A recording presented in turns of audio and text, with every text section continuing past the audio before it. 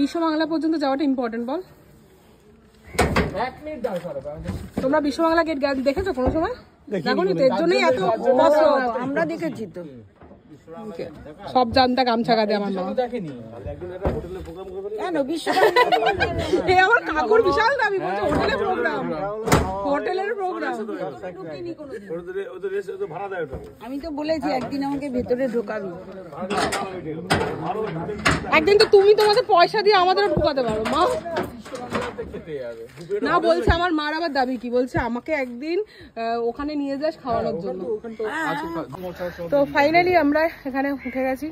এখনো স্টার্ট দেয়নি। হ্যাঁ দৌড়বে, মানে সরি, উনি আর কি শর্টকাট খুঁজছিলেন কাকু, ড্রাইভার কাকু, কিন্তু আমরা শর্টকাটের পথে দেবো না, আমরা লং কাটেই যাবো, তাই তো?